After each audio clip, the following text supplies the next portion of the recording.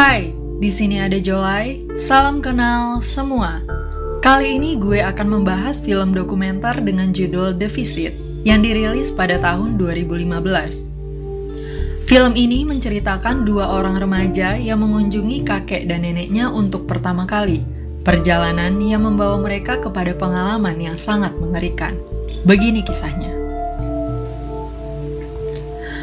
Adegan dimulai dengan seorang single mom bernama Loretta Jamieson sedang packing kebutuhan anak-anaknya untuk berlibur di rumah neneknya.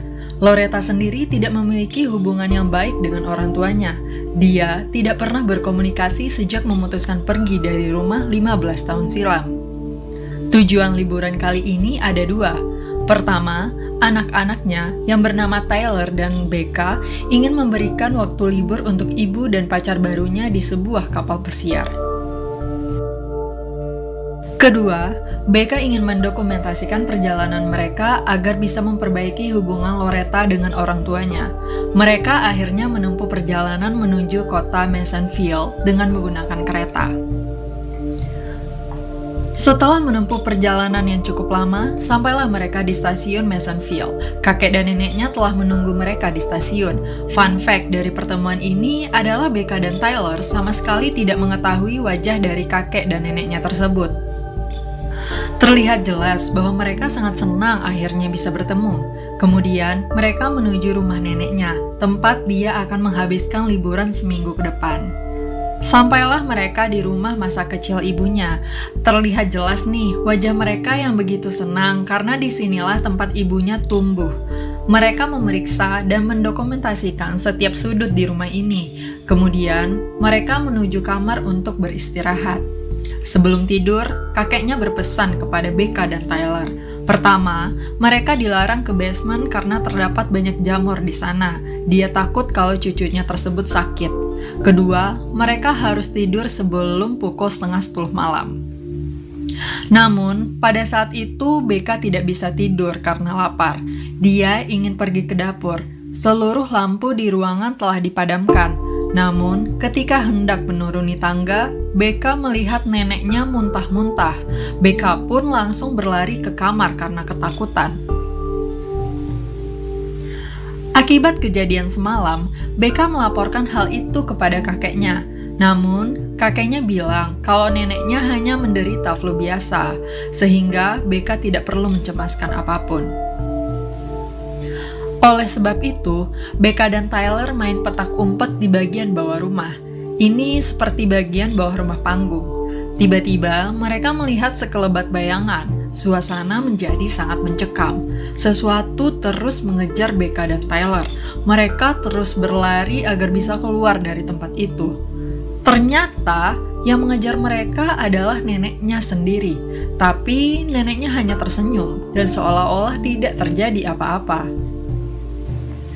Pada siang harinya, Tyler pergi ke sebuah kandang ternak di dekat rumah. Pada hari sebelumnya, Tyler melihat kakeknya memasuki kandang tersebut. Dia memeriksa seluruh bagian kandang itu. Ternyata, kandang itu digunakan untuk menyimpan bekas popok kakeknya. Begitu banyak tumpukan popok dewasa bekas pakai di sana.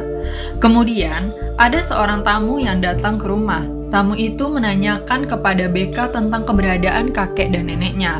Hal ini dikarenakan sudah hampir 2 minggu mereka tidak datang ke rumah sakit jiwa Mapleshade. Sebagai informasi, kalau kakek dan neneknya merupakan relawan di rumah sakit jiwa tersebut. Namun, tamu itu tidak bisa bertemu dengan kakek dan neneknya karena mereka sedang berada di luar rumah. Beberapa jam kemudian, mereka diajak mengunjungi Masonville High School, tempat ibunya bersekolah dulu. Mereka akhirnya sampai di sekolah tersebut.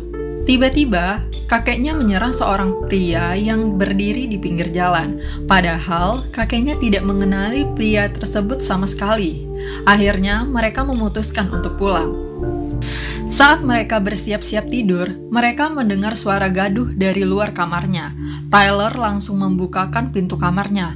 Mereka menemukan bahwa neneknya sedang menggaruk-garuk dinding kamar tanpa berpakaian sama sekali. Akibat melihat gelagat neneknya tersebut, Becca menceritakan kejadian semalam pada kakeknya. Kakek menjelaskan kalau neneknya menderita penyakit demensia atau Alzheimer. Penyakit ini menyerang fungsi otak lansia yang mengakibatkan efek sundowning. Efek ini menyebabkan disorientasi, gelisah, halusinasi, bingung, dan agresif. Inilah alasan kenapa kakek menyuruh mereka tidur sebelum pukul 9:30 malam. Di ruangan lain, nenek sudah membuatkan makan siang untuk mereka. Namun, nenek tidak sengaja menumpahkan adonan kue pada laptopnya Becca. Hal ini menyebabkan kamera laptop tersebut rusak. Kemudian, mereka menelpon ibunya yang sedang berlibur di kapal pesiar. Ibunya tidak bisa melihat mereka sama sekali karena kamera tersebut memang sedang rusak. Akhirnya, Tyler melaporkan kepada ibunya tentang keanehan yang terjadi di rumah ini. Mulai dari si nenek yang suka garuk-garuk dinding, si kakek yang nyimpen popok di kandang ternak, dan si kakek yang nyerang orang di pinggir jalan. Tapi, Loretta hanya bilang kalau itu semua adalah penyakit lansia. Pada sore hari, Becca memohon kepada neneknya agar mau diinterview. Awalnya, neneknya menjawab dengan baik-baik saja. Namun, ketika ditanya tentang anaknya Loretta, si nenek malah gelisah banget. Becca pun menghentikan wawancara tersebut. Pada malam hari, saat mereka bersiap-siap tidur, mereka menemukan neneknya sedang berlarian ke sana kemari pakai baju putih seperti tuyul. Mereka pun kaget dan langsung mengunci diri di kamar. Pagi ini, mereka pergi ke hutan untuk melihat keluarga rubah. Tiba-tiba, si nenek berhenti di sebuah sumur. Nenek menatap nanar sumur tersebut. Becca dan Tyler memeriksa sumur itu, namun mereka tidak menemukan apapun di sana. Kemudian, pada siang hari, ada seorang tamu yang berkunjung, Stacy. Stacy merupakan mantan pasien rumah sakit jiwa yang dirawat oleh kakek dan neneknya. Stacy menanyakan kabar mereka karena tidak pergi ke rumah sakit belakangan ini. Namun, Stacy pun tidak bisa bertemu dengan mereka karena mereka sedang berada di luar rumah. Pada sore hari, saat Becca sedang mengambil dokumentasi di dalam rumah, dia mendengar neneknya sedang tertawa terbahak-bahak. Becca langsung menuju ke ruangan tersebut. Dia juga ingin menghabiskan waktu menonton TV dengan neneknya. Ternyata, neneknya hanyalah menatap dinding kosong. Tiba-tiba, neneknya pun mulai menyekap wajahnya sendiri. Becca pun melaporkan hal itu kepada kakeknya. Betapa kagetnya Becca melihat kakeknya sedang menodongkan senjata ke mulutnya sendiri. Setelah melihat kejadian yang aneh itu, Becca dan Tyler memutuskan untuk menaruh kamera di ruang tengah. Mereka ingin melihat apa yang sebenarnya terjadi. Pada malam itu, mereka menemukan kembali neneknya sedang berlarian ke sana kemari seperti tuyul lagi. Si nenek mengetahui bahwa merekalah yang menaruh kamera tersebut. Si nenek kemudian membawa pisau dan menuju kamar mereka. Nenek menggedor-gedor kamar mereka dengan keras sekali. Kemudian, ketika mau beranjak pagi, si nenek langsung menaruh kembali kamera tersebut. Akibat kejadian semalam, Becca dan Tyler bersikap normal seperti tidak terjadi apa-apa. Hal ini bertujuan agar kakek dan neneknya tidak curiga. Karena liburannya juga mau berakhir, Becca dan Tyler akhirnya memutuskan untuk mewawancarai kakek dan neneknya kembali. Wawancara pertama dilakukan kepada kakeknya. Kakeknya cerita kalau dia pernah bekerja di sebuah pabrik. Dia melihat bayangan putih bermata kuning. Semua orang tidak percaya dan menganggap dia gila. Akhirnya dia pun dipecat. Namun, tiba-tiba kakeknya jadi murung. Dia sedih karena liburan cucunya akan berakhir. Wawancara kedua dilakukan kepada neneknya. Saat awal-awal wawancara, neneknya masih bisa berkomunikasi dengan baik. Namun, ketika Becca bertanya tentang kepergian anaknya Loretta 15 tahun silam, si nenek langsung gelisah dan bingung seperti ini. Setelah wawancara selesai, Becca dan Tyler mendengar obrolan antara mereka dengan Stacy. Tidak terdengar jelas apa yang sedang dibicarakan oleh mereka. Terlihat kakeknya meminta Stacy untuk mampir ke rumah. Pada sore hari, saat suasana terasa aman, mereka langsung menelpon ibunya. Kamera laptopnya telah berhasil diperbaiki. Mereka meminta kepada ibunya untuk segera menjemputnya. Mereka bilang kalau banyak hal-hal aneh yang terjadi di rumah ini. Mereka kemudian menunjukkan kondisi kakek dan neneknya yang berada di luar rumah. Ibunya hanya terdiam. Lalu, Loretta mengatakan bahwa mereka bukanlah orang tuanya. Akhirnya, Loretta menelpon polisi dan akan segera menjemput mereka ke sana. Dia juga menyuruh anak-anaknya untuk meminta pertolongan kepada tetangga terdekat.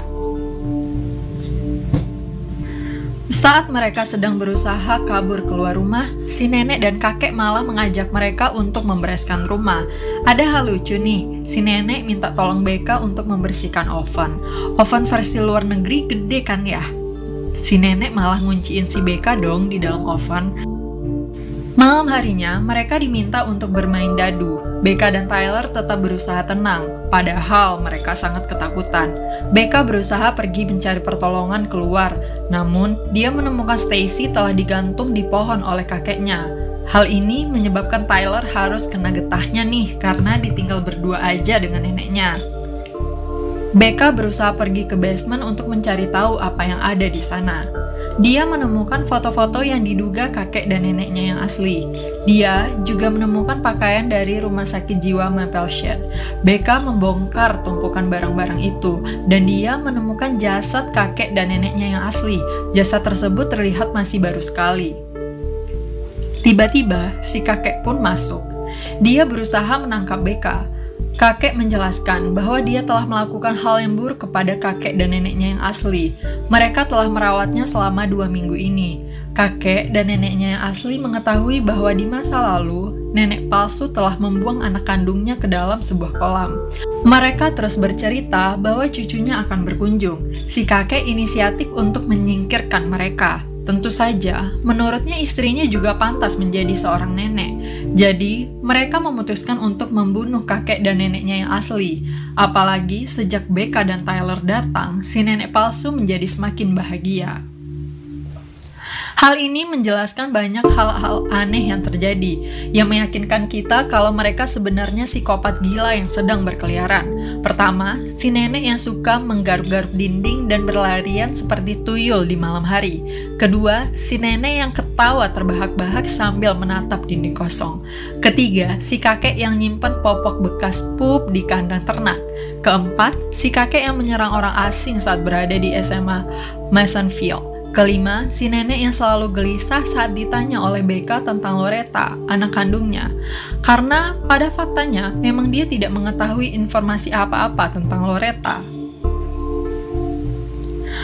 Pada malam ini, si kakek dan nenek palsu memang berencana mengakhiri kehidupan mereka semua. Mereka yakin kalau mereka akan bertemu kembali di Sin Morphitelia, negeri imajinasi si kakek dan si nenek palsu. Becca langsung dibawa oleh si kakek ke kamar utama. Dia dikunci dengan si nenek palsu. Lampu di kamar tersebut sengaja dimatikan. Ini berkaitan dengan penyakit demensia si nenek palsu. Si nenek mulai bergelagat aneh nih. Dia mulai mengeluarkan suara aneh. Tentu saja, Becca menjadi sangat ketakutan. Nenek mendorong Becca pada cermin. Lalu, cermin itu pun pecah. Becca mengambil pecahan cermin tersebut. Karena nenek mulai menggila, Becca nekat menusuk si nenek berkali-kali hingga tewas. Becca pun langsung berusaha menolong adiknya. Tyler sedang terbaring lemah sehabis dipukul oleh si kakek palsu. Si kakek langsung melepaskan popoknya. Si kakek mengatakan bahwa selama ini dia nggak pernah suka sama Tyler. Si kakek langsung menempelkan popok yang berisikan bubur sumsum itu ke wajah mungilnya Tyler. Sedap ya. Tiba-tiba, Becca langsung menyerang si kakek dari belakang. Becca langsung didorong oleh si kakek hingga terpental. Melihat kakaknya disakiti, Tyler langsung mendorong si kakek. Tyler memukul kepalanya dengan menggunakan pintu kulkas berkali-kali hingga si kakek pingsan. Akhirnya, Loretta dan polisi pun datang ke tempat kejadian perkara. Becca dan Tyler langsung diselamatkan oleh polisi setempat. Pada akhir film, terlihat video masa kecil Tyler dan Becca. Mereka sedang bersama dengan ayah kandung yang telah meninggalkannya. Sebenarnya, tujuan Becca membuat video dokumenter ini untuk memperbaiki hubungan Loretta dengan orang tuanya. Anak-anak yang baik ya. Intinya, menurut gue pribadi, kalau punya masalah sama orang tua, sebaiknya diselesaikan dengan baik-baik. Jangan seperti Loretta yang tidak bertegur sapa dengan orang tuanya hingga 15 tahun. Karena kita nggak pernah tahu sampai kapan kita diberi waktu untuk mengabdi kepada orang tua kita. Sampai jumpa, sehat fisik dan sehat mental selalu ya.